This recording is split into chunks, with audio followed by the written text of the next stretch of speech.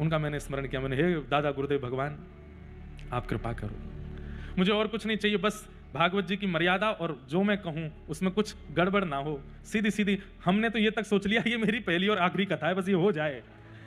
ये दादा गुरुदेव का चित्र दिखा रहे हैं टीवी पे, ये हनुमान जी के बगल में विराजते हैं। तो मैंने तो ये भी विचार कर लिया कि हे गुरुदेव भगवान, ये कथा कैसे भी करवा दो, इसके बाद में कुछ और ही कर लूंगा मैं, कथा तो मुझसे होगी नहीं। इतने लोग बैठते हैं, डर लगता है, चित्त में घबराहट होती है। और गुरु कृपा से, ये तो नहीं कहेंगे बहुत अच्छे से बोले, लेकिन हाँ संभल करके कथा हो गई। और मैं आंख बंद करके बोलता चला गया। थोड़ी देर बोलने के बाद जब आंख खोली तो सामने बैठे हमारे पूज्य रमन तिवारी महाराज जी भावुक चित्त में बैठे थे और ऐसे नीचे से इशारा कर रहे थे, वाह कितना सुंदर आनंद। लेकिन अब समझने वाली बात, चित्त में अभिमान आ गया। व्यासपीठ पे बैठा था तब तक तो नहीं, पर जैसे ही नीचे उतरा तो जब लोग बाग सब बड़े प्रसन्न हो रहे थे, बधाइयां दे रहे थे, पहली बार कथा, इतनी सुंदर कथा करी इंद्रेश जी ने, ये वो, तो एक सूक्ष्म अभिमान आया,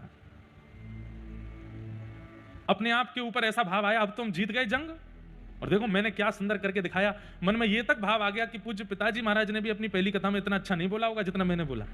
अभिमान आया। लेकिन श्रेष्ठ जन चेहरा पढ़ लेते हैं। तो मैं तो बस फूले नहीं समाऊं, हमारे जो मित्र आदि थे और जो घर के सदस्य सब गले लगावे, मैं सबके गले लगूं, जबकि होना ही चाहिए, सबके पैर छीने थे। भाई पहली बार कथा की है, तो किसी के पैर वैर नहीं, सबको गले लगाऊं। देखा कथा कितनी बढ़िया करी, कितना अच्छा बोला। मैं अपनी आप बीती बता रहा हूं, कहीं आपको ये ना लगे कि बाहर की बात कह रहे, मैं स्वयं का बताता हूं कि मुझ में एक सूक्ष्म अभिमान आया। लेकिन जब कक्ष में गया तो हमारे नाना जी बैठे थे और मैं जाके बोलूं, मैं नाना जी कैसी रही कथा, देखा कितना अच्छा मैंने बोला, उस श्लोक का कितना अच्छा भाव बताया, कितना अच्छा। तो हमारे नाना जी एक शब्द बोले, लाला तो मैं ते अभी ब्यास की बास आ रही है और तू नहीं, तेरा अभिमान बोल रहा है।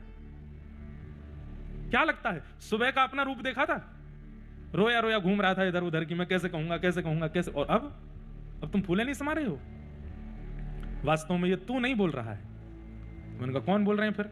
बोले जब तुमने गोमती सागर तट पर दीक्षा ग्रहण की पूज्य पिताजी से, तब तुम्हारे गुरुदेव ने दीक्षा प्रदान करके तुम्हें आशीष दे करके, कितनी कथाएं हो गई पिताजी की, उस समय 1200 कथाएं हुई थी, अभी 1600 के आसपास हो गई, तो उस समय 1200 कथाएं पिताजी की हुई थी। तो हमारे नाना जी बोले उन्होंने दीक्षा देते ही अपनी 600 कथाओं का बल तुझे दे दिया।